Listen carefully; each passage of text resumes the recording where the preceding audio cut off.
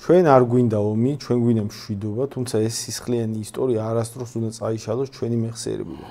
არ უნდა ვიხელმძღვანელოთ ტკბილი სიტყვები, ჩვენ უნდა ვიყოთ ფხიზლად, რა თქმა უნდა, ჩვენი შეიარაღებული ძალები ყოველ წუთს, ყოველ დღე დგანან ჩვენი სახელმწიფოს ინტერესებისა და უსაფრთხოების სადარაჯოზე. ჩვენ ვაკვირდებით, ვხედავთ და დავინახავთ საფრთხის შესაძლო წყაროებს, ჩვენ ვაძლიერებთ ჩვენ სამხედრო ძალას.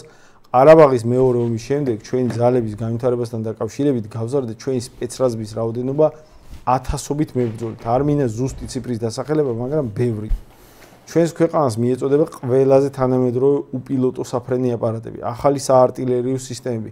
ხელი მოეწერა კონტრაქტებს ახალი საბრძოლო თვითმფრინავების შესაძლებლად, ხოლო არსებული მთლიანად მოდერნიზებულია. ჩვენ ნებისმიერ მომენტში მზად უნდა ვიყოთ ომისთვის, რადგან სოფლიოში პროცესების მსვლელობა ისეთია, რომ შეუძლებელია იმის პროგნოზირება თუ რა მოხდება ხვალ.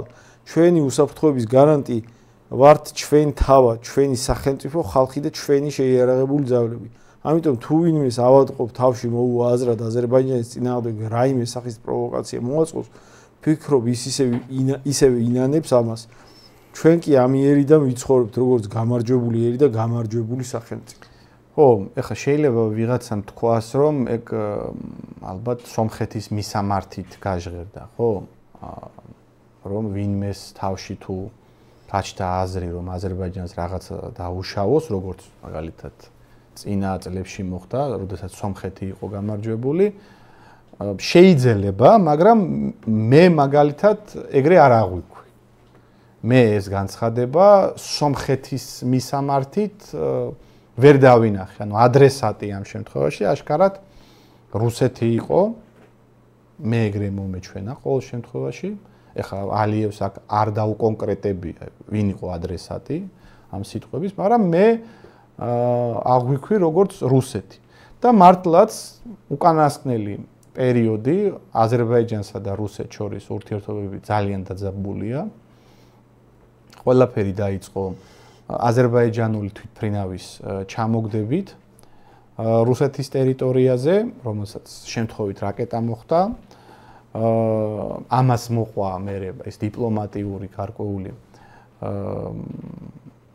შელაპარაკება ამ ორ უწყებას შორის და ზოგადად მთავრობებს შორის დონეზე, ანუ აზერბაიჯანი ითხოვდა უფრო კონკრეტულ პოზიციას რუსეთის მხრიდან, უფრო ასე ბოდიშს ითხოვდა, დემონსტრაციულ ბოდიშს. და ამას მერე მოყვა აი ეს ინციდენტი, რაც ეკატერინბურგში განხორციელდა 1-2 თვის წინ, როდესაც რუსებმა ეკატერინბურგში რუსმა ძალოვნებმა ეკატერინბურგში აიყვანეს, როგორც თვითონ აცხადებდნენ, 2 კრიმინალი, წარსულში ნასამართლევი ადამიანები, რომლებიც ეთნიკურად აზერბაიჯანელები იყვნენ, მაგრამ რუსეთის მოქალაქეები იყვნენ და ანუ ამ აყვანისას ისინი მოკვდნენ, ანუ დაიღუპნენ. შემდეგ როგორც ეს ცხედრები რო გადასცეს აზერბაიჯანს, აზერბაიჯანმა ჩაუტარა ექსპერტიზა გვამებს და მრავლობითი დაზიანებების შედეგად იყვნენ გარდაცვლილები. ანუ გული შეტევით არ მომკვდარა, ასაგებია. ამას მოყვა უკვე საპასუხოდ აზერბაიჯანის მხრიდანაც ანალოგიური ჟესტი, რუსეთის მოქალაქეები და ვიღაც ეთნიკური რუსები, ვინც აზერბაიჯანში ცხოვრობდნენ, დაიჭირეს, ისინი სცემეს და დემონსტრაციულად მათ რაღაც ბრალი წარუდგინეს, თითქოს და რაღაც ბარიგები იყვნენ და რაღაც ტერორისტები სინამდვილეში, ნუ არ ეტყობოდათ მაგ ადამიანებს, რომ ბარიგებიან ისინი იყვნენ ტერორისტები, სავარაუდოდ რუსეთიდან გაქცეული რელოკანტები და ვიღაც აიტიშნიკები და დიზაინერები იყვნენ, რომლებიც ცოტათი საქართველოში ცხოვრობენ და აზერბაიჯანში და ასე შემდეგ. ამას მოყვა უკვე რუსეთის მხრიდანაც სერიოზული პასუხი, რუსეთის ტერიტორიაზე მცხოვრებ აზერბაიჯანელ ბიზნესმენებს პრობლემებს უქმნიან, მათ მიმართ სისხლის სამართლის საქმეების აღძვრა მიმდინარეობს, ანუ არ უნდა დაგვავიწყდეს, რომ საკმაოდ მსხვილი თუ არ ვთქვი 3 მილიონიანი დიასპორა ყავს აზერბაიჯანს რუსეთის ტერიტორიაზე და საკმაოდ მსხვილ ბიზნესებში და სხვადასხვა სექტორებში არიან ისინი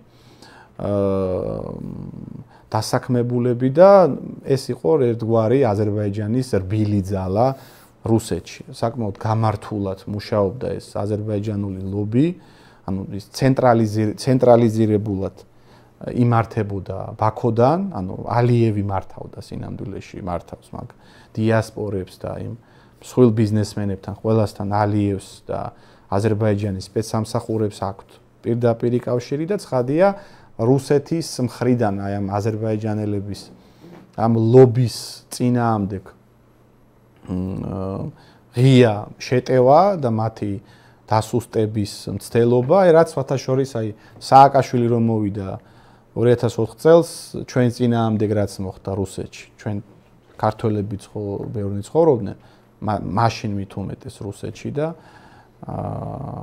საკმაოდ შეძლებული და გავლენიანი ქართველები იყვნენ. უბრალოდ ჩვენ მაგათ არ ვიყენებდით როგორც ლობი, ჩვენი მთავრობა და მით უმეტეს სააკაშვილი მაგ მიმართულებით არაფერს არ აკეთებდა პირიქით.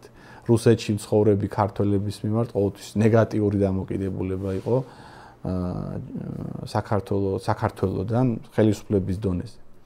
ხო და აზერბაიჯანელები ბევრად უფრო ჭკვიანურად მოიქცნენ. შემდეგ კიდევ ერთი ესკალაციის ფაზა იყო რუსების მხრიდან უკრაინის ტერიტორიაზე სოკარის ნავთობ ობიექტების დაბომბვა. აზერბაიჯანი მაგალითად უკრაინას და უკრაინის გავლით ზოგიერთ ევროპულ ქვეყანას ნავთობს აწვდის, ჩვენი იმით რაც გადის ბაქო-ჯეიხანით მაგალითად.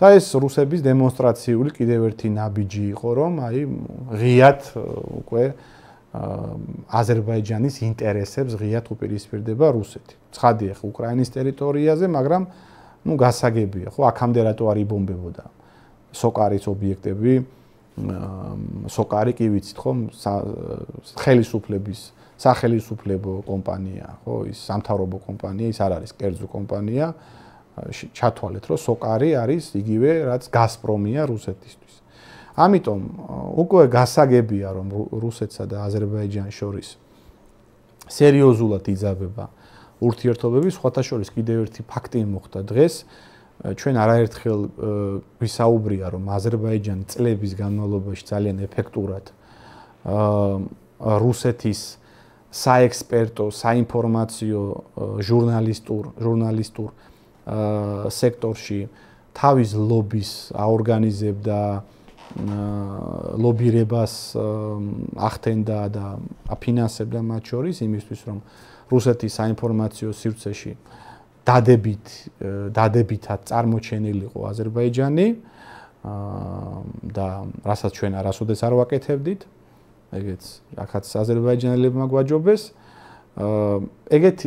ეგეთი რამოდენიმე ცნობილი ექსპერტი და ყოფილი პოლიტიკოსები მაგალითად ერთ-ერთი ასეთია გვარად მარკოვი რუსეთის მთავრობამ გამოაცხადა უცხოელ აგენტად არა და პროსახელისუფლებო არა და პროსახელისუფლებო ანუ პუტინის წინააღმდეგ კი არ არის მაგრამ პარალელურად აზერბაიჯანზეც მუშაობდა მაგრამ ანუ რუსეთმა ცალსახად ამდეგი ეგ რისი მიმანიშნებელი რისი სიგნალია რომ რუსეთი ღიად იწყებს ახლა აზერბაიჯანის მიმართ პოზიციების დაფიქსირებას ანუ ღია შეიძლება ომში არ გადაიზარდოს და რაღაც დიპლომატიური უწყებების გაწყვეტამდე არ მივიდეს, მაგრამ თვითონ ეს ფაქტები ხა მე რაც ჩამოვთვალე, მეტყველებს რომ ესკალაცია სულ იზრდება და სწორედ ამას უკავშირებენ მათ შორის ალიევის ამ განცხადებას.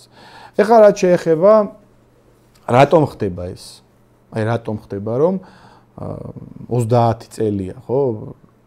შეიძლება ითქვას, რაც ამ ილხამის მამა მოვიდა აზერბაიჯანის მმართველობაში ჰეიდარ ალიევი იმის იქით რუსეთთან აზერბაიჯანს ჰქონდა ყოველთვის სტაბილური პრაგმატული და წინასწარ განსაზღვრული ურთიერთობები და დიდწილად მაგის ხარჯზე დაიბრუნა სხვათა შორის აზერბაიჯანმა ყარაბაღი 2020 წელს როდესაც მეორე ყარაბაღის ომი დაიწყო რუსეთს რომ წვანე არ აინთო აზერბაიჯანისთვის აზერბაიჯანი ვერასოდეს ვერ გაბედავდა შეიძლება ვიღაცამ ის კითხვა დამისვას, რატო ფიქრობ შენ? შეიძლება რუსეთის ნების წინააღმდეგ გააკეთა. აი მარტივ მაგალითს მოვიყვან. ეს ომი, მეორე ყარაბაღის ომი, რომელიც გაგრძელდა 45 დღე. ცალსახად ხომ აზერბაიჯანის გამარჯვებით დამთავრდა. გასაგები იყო, რომ სომხეთს შანსი არ ჰქონდა. მაგრამ როგორ დამთავრდა პრაქტიკულად ეს ომი? რუსეთმა მოთხოვა აზერბაიჯანს, რომ დარჩენილი ყარაბაღის ტერიტორია შეენარჩუნებინა, რაც მას არ აუღია და თავისი სამშვიდობო ჯარები შეაყვანინა იქ. ანუ აზერბაიჯანს ხო არ უნდოდა კაცო, ისედაც იგებდა. ანუ მთლიანად აიღებდა 2020 წელს იმ ყარაბაღს. მთლიანად შეეძლო სამხედრო გზით მაგ პრობლემის მოგვარება, მაგრამ რუსეთის ფაქტორი გაითვალისწინა, ხო? ომის დაწყებამდე მით უმეტეს ხო, ანუ გამარჯვებულმა რო გაითვალისწინა რუსეთი და რუსული სამშვიდობო ჯარები შეიყვანა და დარჩენილი ტერიტორია სომხეთს დაუტოვა. გამარჯვებულ მდგომარეობაში. სანამ დაიწყებდა ომს, ხო მით უმეტეს გაითვალისწინებდა რუსეთს, ხო? მით უმეტეს რუსეთს არანაირი პირდაპირი ანტიაზერბაიჯანული განცხადება მაშინ არც გაუკეთებია. საკმაოდ ნეიტრალური პოზიცია ჰქონდათ რუსეთს. ხო, დონაცია უნდა მეთქვა და კარგი. ხო, დავამთავრებ და გადავიდეთ მაგაზე. ამიტომ რას უკავშირდება ახლა ეს ესკალაცია, რატომ ასე რაღაც თითქოს და ყველაფერი გასაგები იყო რუსეთსა და აზერბაიჯანის შორის, მათ შორის საკმაოდ კარგი პერსონალური ურთიერთობები ჰქონდათ ყოველთვის ალიევს და პუტინს და რა ხდება? ჩემი აზრით, აი ჩემი მე რასაც ვფიქრობ, ეს ყველაფერი უკავშირდება იმ მასშტაბურ გეგმას, რაც მოდის თურქეთიდან და დასავლეთიც ამას ხარს უჭერს და საუბარია თურქეთის ექსპანსიაზე აღმოსავლეთისკენ. იგივე ხა რაც ზანგეზურის დერეფანია და ამაზეც შეგვიძლია ცოტა მოგვიანებით ვისაუბროთ, იგივე ის პრეტენზიები, რომელიც გაახსენდა თურქებს ჩვენს მიმართ, ხო, ბოლოს როდის გავიგე ჩვენ ერდოღანისგან, ეხლა რო გააქტიურდა, კი, ჩვენ შევარდნაძის დროს ამ დებილებმა მოაწერეს ხელი, რომ თურქი მესხები უნდა დავაბრუნოთ, რაც წარმოუდგენელია და არავითარ შემთხვევაში არ უნდა გავაკეთოთ, მაგრამ ეს აქტუალური იყო 90-იანების ბოლოს და 2000-იანების დასაწყისში, ხო? მაგის მერე თურქი მესხების თემის გაჟღერება ოფიციალური ანკარასგან ჩვენ არ მოგვისმენია და რატომ ხდება რომ, აი დავფიქრდეთ, რატომ ხდება რომ ეხლა მაგ თემას გთხოვს თურქეთი, მაგ თემის ასე ვთქვათ, ეგ თემა გაახსენდათ, პარალელურად მიდის ზანგეზურზე საუბარი და პარალელურად რუსეთსა და აზერბაიჯანის შორის იძაბება ურთიერთობები. თურქეთი ეხლა ახდენს, თურქეთი ცდილობს საკუთარი შესაძლებლობები აქეთ, სადაც ბუნებრივად აქვს მას ამის პოტენციალი და რესურსი აღმოსავლეთისკენ მიმართოს. ამის შესაბამისი დროც არის, ამის რესურსებიც გააჩნიათ და მზაობაც არსებობს, ხო? რუსეთი უკრაინაშია ჩაფლული, ნაკლებად ცხელა მას და ცალია სამხრეთ კავკასიისთვის, რომ დასავლეთიც შიდა იმებშია, შიდა დაპირისპირებაშია და დასავლეთის პრინციპში ეს პროექტი აწყობს. დასავლეთისთვის პრობლემა არ არის. თურქეთმა ექსპანსია რო გაუშვას აღმოსავლეთისკენ, ხო? დასავლეთს ეს არაფერში ხელს არ უშლის. პირიქით, თუ თურქეთი მოახერხებს და თუნდაც ამ დიდი თურანის პროექტის შექმნას მოახერხებს, ეს არ მიდის ევროპის ინტერესების წინააღმდეგ, იმიტომ რომ არ ესაზღვრება დიდი თურანი პირდაპირ ევროპას, ხო? ეს ესაზღვრება პირველ რიგში რუსეთს, ესაზღვრება ირანს, ესაზღვრება ჩინეთს და მათ ინტერესებს და ეს სამივე ქვეყანა დასავლეთის კონკურენტია განსაკუთრებით შეერთებული შტატების. ამიტომ არის რომ შეერთებული შტატები ყველაფერს აკეთებს რომ ზანგეზურის დერეფანი გაიხსნას, თუნდაც სომხეთის ინტერესების ხარჯზე და არავინ არ ამახვილებს ხოთაშორის მაგაზე ყურადღებას რომ ექსტერიტორიალური ფორმით რატო ხდება ამ დერეფნის გახსნა. ანუ დერეფანს იმის სომხეთის სუვერენულ ტერიტორიას რატო აკონტროლებს მესამე ქვეყანა? გააკონტროლოს სომხეთმა. თუ აზერბაიჯანულ პროდუქციას იმას სატვირთო მანქანას ან რაღაცა სავაჭრო იმას რაღაც კომპანიას ან თურქეთის უნდა სომხეთის სატრანზიტო ფუნქციის შესრულება იბატონო გაიაროს სომხეთის კანონმდებლობის დაცვით, ხო? სომხეთის სრულფასოვანი სუვერენული უფლებების ამ ტერიტორიაზე დაცვით. მაგრამ აზერბაიჯანი და თურქეთი არ თანხდება. აზერბაიჯანის ერთ-ერთი მოთხოვნა იყო რომ ეს ტერიტორია, ეს დერეფანი არ ყოფილიყო სომხეთის კონტროლქვეშ. ამიტომ გაჩნდა ამერიკა აქ, როგორც მესამე მხარე, რომ კი ბატონო, სომხეთიც არ გააკონტროლებს, მე გავაკონტროლებ. ეგ ხომ სომხეთის სუვერენიტეტის შელახვა, კაცო. თუ ჩემს ტერიტორიაზე გადიხარ, მე გავაკონტროლებ მაგ გზასაც და მაგ დერეფანსაც. მე რაში მჭირდება? ვიღაც მესამე ქვეყანა და მისი კომპანია. მაგრამ არ აღიარებენ სომხეთის სუვერენიტეტს, სრულფასოვან სუვერენიტეტს მაგ ტერიტორიაზე. იმიტომ რომ მაგ ტერიტორიის წაღება იგეგმება მომავალში. ხო და უყურეთ ახლა რაშია საქმე. როგორც თურქეთი, ასევე აზერბაიჯანი გრძნობს შესაძლებლობების ფანჯარას. ეხლა ისინი გრძნობენ, რომ რუსეთს ნაკლებად ცალი მათთვის. ამიტომ სანამ დრო აქვს, სანამ ეს ფანჯარა არსებობს და სანამ ეს ფაშინიანია მთავრობაში, მე დარწმუნებული ვარ, ადრე თუ გვიან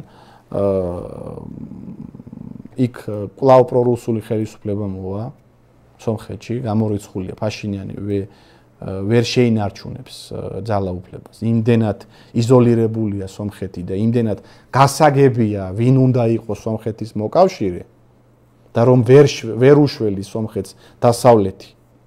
ეს იმდენად ცხადი გახდება ადრე თუ გვიან, რომ იქ ან რევოლუციით, ან არჩევნების გზით კვლავ დაბრუნდება რუსეთის მიმართ ლოიალურად განწყობილი მმართველი.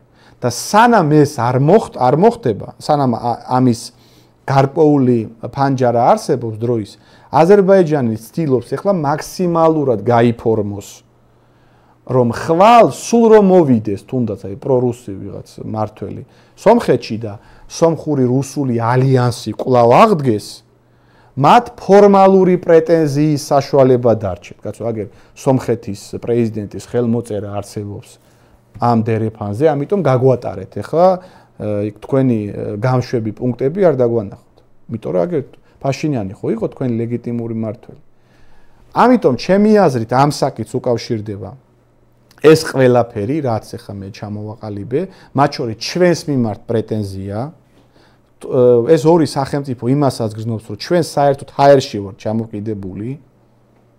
ჩვენი უსაფრთხოების გარანტორი არავინ არ არის, საერთოდ ყველა მიმართულებით ურთიერთობები გვაქვს გაფუჭებული და ძალიან დაუძლურებულ, დასუსტებულ მდგომარეობაში ვართ შიგნითაც, საერთოდ ყველანაირი თვალსაზრისით, კულტურული თვალსაზრისით, დემოგრაფიული თვალსაზრისით, იდეოლოგიური თვალსაზრისით დასუსტებულები ვართ როგორც ერი, გეოპოლიტიკური თვალსაზრისით საერთოდ რაღაც აბდაუბდას ვაკეთებთ. არავინ არ არის ჩვენსკენ, რუსეთთან პრობლემები გვაქვს, მოწყვლადი ვართ ჩრდილოეთიდან, დასავლეთთან ისედაც პრობლემები გვაქვს და სულ არ კონდეს პრობლემები, რას მოგეხმარება დასავლეთი კავკასიაში.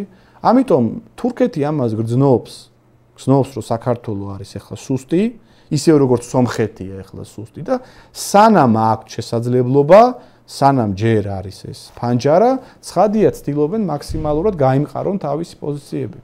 უბრალოდ თვითონ აზერბაიჯანის სვლები, განცხადებები, რიტორიკა რუსეთის მიმართ ყველა ამ ჩამოთვლილი არგუმენტების ლოგიკის მიუხედავად სინამდვილეში სერიოზული შეცდომაა და რაღაცა თვალსაზრისით ემოციური ლოგიკას აცდენილი გამარჯვებული მდგომარეობიდან რაღაცა ილუზიების შედეგიც არის. იმიტომ რომ აი მოდი ასე ვთქვათ. არის რაღაც მოცემულობა, სადაც მათ დაიბრუნეს თავის ტერიტორიები, სომხეთთან ძალიან მომგებიან შეთანხმებას აფორმებენ, რომელიც სომხებისთვის უმძიმესი ტვირთი იქნება მომავლისთვის, მათ შორის საფრთხე მათი სახელმწიფოებრიობისთვის. და თუ რაიმე მიმართულებით აზერბაიჯანს შეუძლია შემდგომი ნაბიჯები დაძაბულობის გადადგას, არის ისევ სომხეთი. ხო? პოტენციურად ეხლა ეს ფორმალურად აქ რუსეთი არ ფიგურირებს. ცხადია, კულუარულად ფიგურირებს რუსეთის ფაქტორი, იმიტომ რომ თუ რამე ხელს უშლის დღევანდელი სომხეთის სახელმწიფოებრიობის ბარიერის გადალახვას და თუ რამეზე დგას დღევანდელი სახელმწიფოებრიობა რუსეთია გასაგები, მაგრამ ფორმალურად ამ კონფლიქტში, რომელიც ამ ინტერესთა კონფლიქტში და დაძაბულობაში, რომელიც ახლა სახეზეა, აზერბაიჯანის წინაშე რუსეთი არანაირ ჭრილში არ დგას. აზერბაიჯანს არაფერს არ აძლევს რუსეთის წინააღმდეგ დაძაბული განცხადებების კეთება. ანუ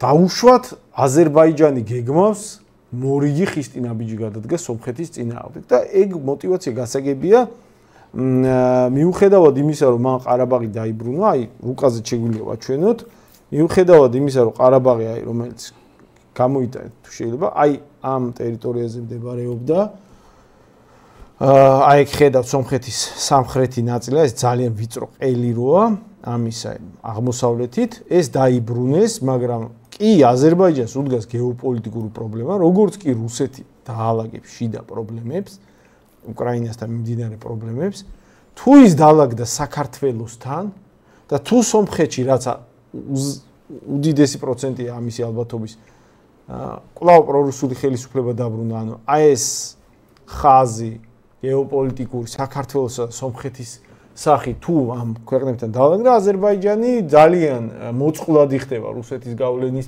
წინაშე, იმიტომ რომ იზოლაციაში ექცევა. ამიტომ აზერბაიჯანისთვის სასიცოცხლო მნიშვნელობა აქვს არა უბრალოდ რაღაცა დროებით შეთანხმების სახით კორიდორის გაკეთება სამხრეთში, არამედ ტერიტორიის აი რაღაცნაირად გაჭრას ამ სამხრეთ მიმართულებით იმისთვის, რომ წვდომა პირდაპირ სახმელეთო ქონდეს თავის აი ტერიტორიასთან, სომხეთის დასავლეთით მდებარე ტერიტორიასთან, ნახიჩევანთან და იქიდან თურქეთთან. და ნუ პოტენციურად შეიძლება ვარაუდობდეთ, რომ რაღაც ასეთ ნაბიჯს გეგმავს, ხო?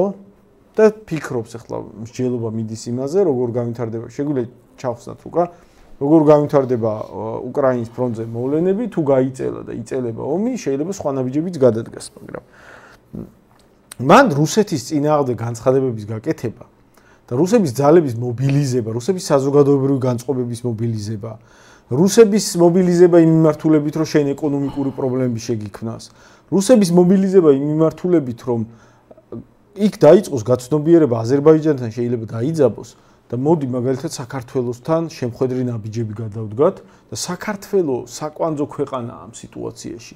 ამ რეგიონის ყველაზე საკვანძო ფაქტიურად გასაღებია. საქართველოსთან თუ რაღაცა კონტურები დალაგების რუსეთს გაუჩნდა, არაფრის შანსი აზერბაიჯანს და სომხეთში რაღაცა პროდასავლურ ხელისუფლებას აღარ აქვს, ხო? რატო უნდა წაახალისოს რაიმე ლოგიკის ჭრილში აზერბაიჯანმა რუსეთთან კონფრონტაცია? რაში აწყობს ახლა გაუგებარია. ჩემი აზრით, თუ რამე თქვათ, ჩვენ ხშირად გვითქვია, რომ აი მაგალითად ესა თუ ის მართველი, მაგალითად ალიევი ძალიან ლოგიკურად იქცეოდა ხანგრძლივად რაღაც მოთმინებას ავლენდა ცივსისხლიანად მოქმედებდა აწეულების განმავლობაში. ეხლანდელი მოქმედებები თლად ამ ჭრილში არ ჯდება. ხო, შეიძლება ეს ყველაფერი უკავშირდებოდეს გარკვეულ ეიფორიასაც. ჩვენ ხშირად საერთოდ პოლიტიკაში დიდი ყურადღება არ ექცევა ადამიანების შიდა მდგომარეობას. ახლა ტრამპის პერსონალური დამოკიდებულება ხო ძალიან ბევრს ნიშნავს. ძალიან ბევრს კი არა გადამწყვეტია. ტრამპის პერსონალური განწყობა რაღაცა საკითხისადმი, მაგ საკითხმა, მაგ პირადმა განწყობამ შეიძლება გადაწონოს ამერიკის გეოპოლიტიკური ინტერესები. ეგეთი ადამიანია ხთეთსახში შესული, რომ თუ ის ჩათვლის, რომ ეხა ამან რაღაც ჩემს მიმართ უპატივცემლოთ არის განწყობილი, შეიძლება ისეთი რაღაც გადაწყვეტილება მიიღოს, რაც ამერიკის ნაციონალურ ინტერესებში არ შედიოდეს, მაგრამ ტრამპი დაიკმაყოფილებს რაღაც თავის ემოციურ რაღაც მოზღვავებას. ცხადია, ალიევი არასოდეს არ იყო ამაში შემჩნეული და წლების განმავლობაში მამამისიც და თვითონ ძალიან ცივსისხლიანად რაციონალურად მოქმედებდნენ ყველა მიმართულებით, განსაკუთრებით რუსეთის მიმართულებით. აი ახსენი უკვე ხო, ძალიან მუშაობდნენ რუსეთში თავის დიასპორის გავლით, ლობირების თვალსაზრისით და ძალიან კარგი პერსონალური ურთიერთობები ჰქონდა მათ შორის პუტინთან. არაერთხელ შეხვედრია პუტინის ჩამოსულა ბაქოში არაერთხელ მე მგონი შარშან იყო ბოლოს საერთოდ. და არაერთი ორმხრივი სტრატეგიული შინაარსის ხელშეკრულება აქვს გაფორმებული, ხო? კაცო, რუსეთი იარაღს აძლევდა აზერბაიჯანს. 90% აზერბაიჯანული შეიარაღების არის რუსული. მაგ რუსული იარაღით მე აიღო ყარაბაღი. იქ ბაირაქტარი და რაღაც რამოდენიმე ებრაული შეიარაღებაც იყო, მაგრამ მასიურად, რასაც ქვია საარტილერიო დანადგარები, ავიაცია, ტყვია წამალი, ჯავშან ტექნიკა, სულ რუსული იყო. ამიტომ ეხლა რაც ეხლა ეს განსხვავებული პოზიცია ალიევის შეიძლება მათ შორის უკავშირდებოდეს იმ ადამიანურ მომენტსაც, ხო? როდესაც შენ გამარჯვებული ხარ, ეიფორიაში ხარ, შეიძლება ამ პარტავნებაც მოგივიდეს, რომ აწიმე ვინ გამაჩერებს, აწიმე. ხოთა შორის როდესაც აფხაზეთში ომი მოხდა. ჩვენ ხო ჯარები შევიყვანეთ. ხო, ვინც ამ გადაწყვეტილებას იღებდა? ან თვითონ ვინც მონაწილეობდა ამ პროცესში, ხო დარწმუნებული იყო რომ გავიმარჯვებდით, აბა ეგრე ვინ შეიყვანდა ჯარს, ხო? თუ შენ ეჭვი გეპარება გამარჯვებაში, ჯარს არ შეიყვან, ხო მასეა? ანუ ეგ ჩვენც დაგმართნია რომ რაღაც ჯარებს შევიყვანთ ახლა აფხაზეთში და მაგით დამთავრდება ეგ კონფლიქტი და მორჩა. თუმცა გაიწელა და ბოლოს წავაგეთ საერთოდ. ამიტომ ეგეც არ არის გამორიცხული, შენაცაც ამბობ, აი პერსონალური დამოკიდებულება, ეს რაღაც ეიფორია, ამპარტავნება და ეს ხომ მათ შორის პროპაგანდის შენ თვითონ ხო გჯერა მე მაგ პროპაგანდის, აი შენ რო საზოგადოებას ყვებავ რაღაც იმით გარკვეული მესიჯით რომ ჩვენ უძლეველი გამარჯვებული ერი ვართ, ხო ეგეთი სიტყვები გაჟღერდა რომ ჩვენ გავამარჯვებული ერი ვარ და ოც გამარჯვებულები ვიქნებით. ეგ მე შენ თავად ხდები მაგ პროპაგანდის გავლენის ქვეშ. შენ შემდეგ თვითონ ეგ პროპაგანდა გაიძულებს რომ რაღაცა ნაბიჯები გადადგა. წინამდებ შემთხვევაში საზოგადოება ვერ გაგიგებს. აი როგორც ახლა ამ ოპოზიციას ლიბერალებს მოუვიდათ რომ ბოიკოტი იმდენი იძახეს რომ პარლამენტში არ შევიდნენ, მერე ტრამპმა გაიმარჯვა და მიხვდნენ რომ სრული ფიასკო მოუვიდათ და ეხლა ნაწილი ღებულობს მონაწილეობას არჩევნებში, ხო? ეხლა ვინც ღებულობს? ნაწილი ციხეშია. მეორე ნაწილი ციხეშია და ეხლა ვინც ღებულობს მონაწილეობას და საკრებულოში შესვლას ცდილობს, ის ხომ პარლამენტში შევიდო და ეხლანდელი გადმოსახედიდან. ეხლანდელი რეალობა რო ცოდნოდათ 1 წლის წინ, ხო პარლამენტში შევიდოდნენ. საკრებულოში შედიხარ, შედალოცვილო და იმათ პარლამენტში არ შევხვიდოდი? ამიტომ ცხადია მაშინ ეგონათ ერთი და იმ პროპაგანდის ტყვეობაში იყვნენ და ეგ პროპაგანდა ეხლა როგორ ურტყავს მათ? ეგ პროპაგანდა რომელიც თავად დაამკვიდრეს საკუთარ ამომრჩევლებში. მაგის ტყვეობაში არიან ეხლა თავდაცვის მდგომარეობა, ნახევარი პარტია დაეშალა, იმას კანდიდატებს ვერ აყენებენ. ეხლა ხანს გამოაცხადეს თავისი კანდიდატი, თავიდან თქვეს რომ ვიღაც ნეიტრალური ადამიანი უნდა ავირჩიოთო და ბოლოს ლელოს თუ არ ვცდები გენერალური მდივანი გამოაცხადეს თბილისის მერობის კანდიდატად. ამიტომ შენ რაღაცა პროპაგანდას რომ აჟღერებ, მით უმეტეს სახელმწიფოებრივ დონეზე, შენ მაგის მერე მსხვერპლი ხარ, შენ მერე მოგიწევს რაღაც პასუხისგაცემა, შენ მით უმეტეს თუ გამარჯვებული ერი ხარ და შენ აცხადებ რომ რეგიონის ერთ-ერთი ლიდერი ხარ, ესე იგი არც რუსეთს არაფერი არ უნდა დაუთმოდა. გრძელვადიან პერსპექტივაში ეს აზერბაიჯანს ცხადია არაფერს კარგს არ მოუტანს. რატომ? იმიტომ რომ აზერბაიჯანი სინამდვილეში ეფექტური არის იმ შემთხვევაში, როდესაც ის ატარებს ისეთ პოლიტიკას, როგორც პოლიტიკას ატარებდა. ანუ ყველა მეზობელთან ცდილობდა, რომ კაი ურთიერთობები ქონოდა, ირანთანაც ცდილობდა ურთიერთობების დალაგებას, რუსეთთანაც, საქართველოსთან, დასავლეთთან, ყველასთან. მაგრამ შენ თუ მაგალითად ეხა მკვეთრად დაპირისპირებული ხარ რუსეთთან და თუნდაც დიდი თურანის პროექტში მონაწილეობს, შენ რეგიონში უკვე ორი უმსხვილესი რეგიონალური მოთამაშე მტრად ყავს გადაკიდებული. ირანი და რუსეთი. არც ირანს არ აწყობს ეს პროექტი და ყველაფერს გააკეთებს ირანი, რომ ეგ არ დაუშვას, იმიტომ რომ ეგზისტენციალურ საფრთხეს უქმნის თავად ირანს და არც რუსეთს არ აწყობს, იმიტომ რომ რუსეთსაც ეგზისტენციალურ საფრთხეს უქმნის. და მოდი ასე ვთქვათ, არც ჩვენ გვეხატება გულზე ქართველებს დიდი თურანი და არც ქართველებს არ ეხატება, იმათ სომხებს არ ეხატება და ეხა თუ მთელი შენი სამეზობლო შენ წინააღმდეგ განეწყო, ეხა პატივისცემის მიუხედავად ალიევის მიმართ მარტო ვერაფერს ვერ იზავს აზერბაიჯანი. თურქეთიც რით დაეხმარება, თურქეთი არ ესაზღვრება იმას, რა ქვია მაგას, აზერბაიჯანს. ანუ სომხეთში შევარდება, სომხეთში როგორ შევარდება?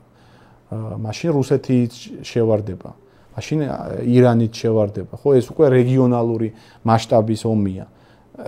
ეგრე ვერ იზავს თურქეთი, რომ აზერბაიჯანის გამო ეხა სომხეთის ოკუპაცია მოახდინოს, მით უმეტეს იმ ვითარებაში, როდესაც სომხეთში თუ იქნება სხვა მმართველი, რუსეთის მიმართ ლოიალურად განწყობილი მმართველი. ამიტომ ჩემი აზრით აზერბაიჯანი ეხა ბევრად უფრო გონიერად უნდა მოქმედებდეს და ის რა პოლიტიკასაც ის ატარებდა წლების წინ, ეგ პოლიტიკა აქტუალურია დღემდე და ეს არსად არ გამქრალა.